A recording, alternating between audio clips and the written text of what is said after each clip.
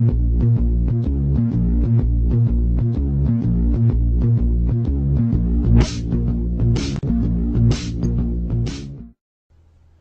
is an interview of Casey Luskin of the Discovery Institute on Fox News. In it, Casey butchers science, reality, and just flat out lies through his teeth to support his primitive views.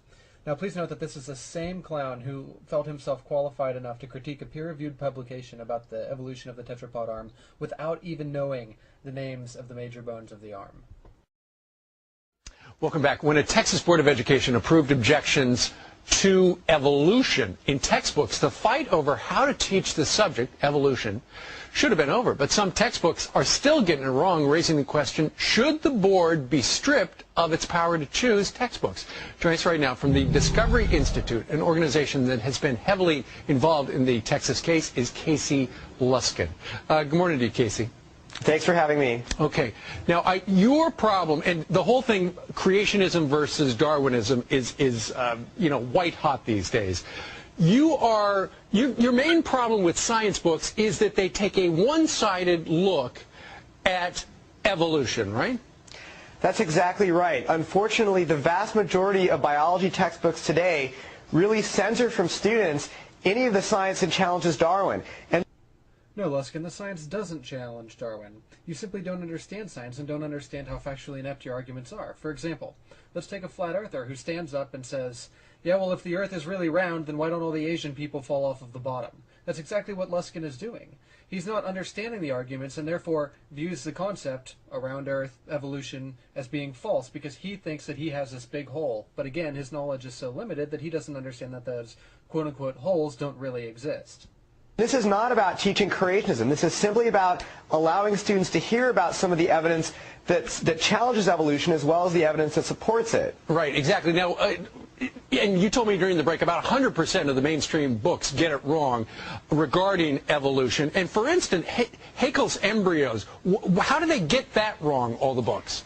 Well, there are biology textbooks in use today that use these drawings of vertebrate embryos, things like chickens and cows and humans.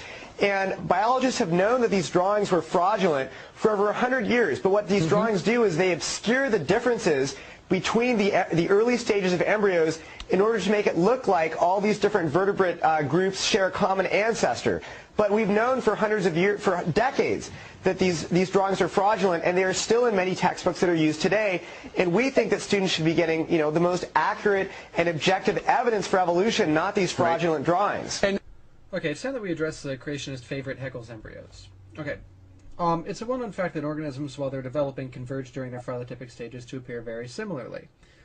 That's really not disputed. Dolphins and snakes both have leg buds. Chickens look like humans. It's a fact. It happens.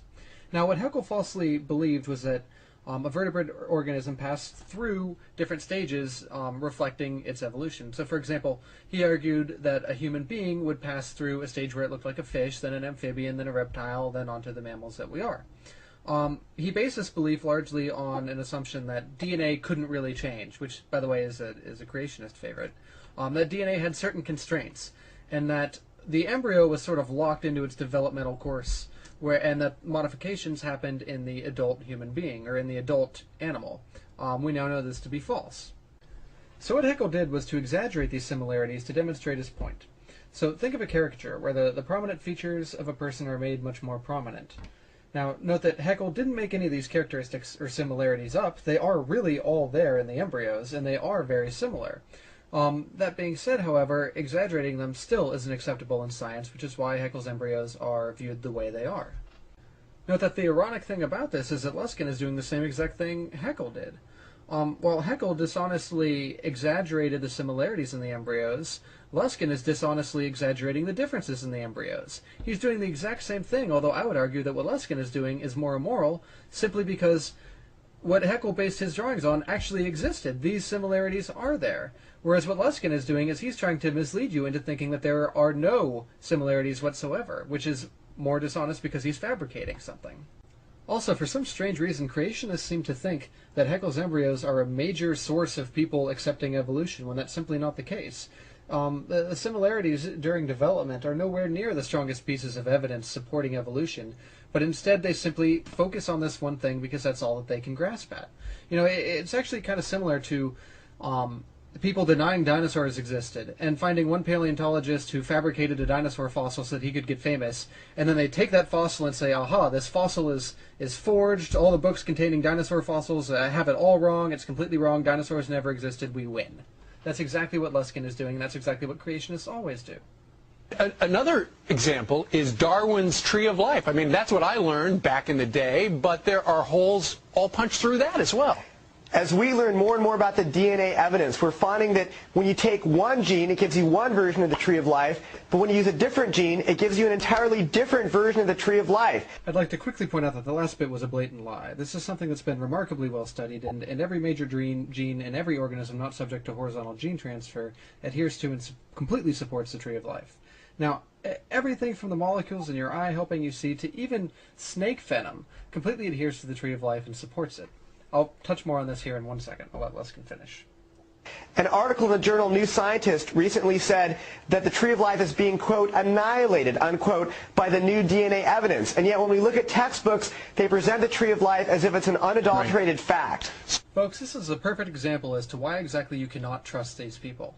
What the article in New Scientist demonstrated was that there was much more horizontal gene transfer early on than what we thought. So what is horizontal gene transfer? Well, it basically happens when two organisms of different species swap genes with each other.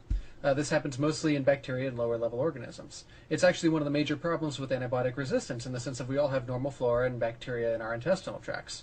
Well, what happens when we take antibiotics is that we select for our normal flora that are resistant to those antibiotics because they have the resistant genes. Now what happens later on when we get a pathogenic infection is that those resistance genes from our normal flora can actually be passed to the pathogenic bacteria, causing them to become resistant to antibiotics too. So what Casey Luskin is basically doing here is taking the example of New Scientist, which was that there's much more horizontal gene transfer in the lower tree of life than what we previously thought, and he's applying it to the entire tree, as if there's this murkying of the water between amphibians and reptiles and birds and mammals and things like that, which simply isn't the case. If anything, the article in New Scientist applied to the bottom 1/15th of the tree, where the remainder of the tree is perfectly intact. There is no horizontal gene transfer between larger organisms simply because that doesn't happen. Now, as far as why shouldn't that be included in the textbook, do you really think that it's appropriate to be telling a third grader, well, it's not really the tree of life, it's actually the web of life because there's much more horizontal gene transfer in far primitive organisms? No. Sorry, that's simply not appropriate. The tree of life is an appropriate description for the vast majority of the tree and for what's trying to be portrayed here. Luskin simply doesn't count on you being able to know that. So what it comes down to for you is 100%, near 100% of the textbooks get it wrong. You're not taking a side whether evolution is right or creation isn't right. You're just simply saying if the textbooks are going to be teaching evolution, get it right because everybody's getting it wrong. Well, we don't support the teaching of creationism, but we do support the teaching of good science. And the best science shows that there is a real scientific controversy over this. All right, Casey Luskin joining us from the Discovery Institute in Seattle. Casey, thank you very much. Thank you. There may be some sort of controversy in the land of dishonest troglodytes, but in the scientific community, there is no controversy, and there hasn't been for at least 100 years. Now, what gets me here the most is probably the hypocrisy. So, I mean, here we have a guy who's willing to go on the picture tube and tell lie after lie after lie and butcher science at the same time claiming to have the moral position and preserve science. I mean, even Holocaust deniers don't stoop to this level of hypocrisy. Casey Luskin of the Discovery Institute, ladies and gentlemen, give him a hand.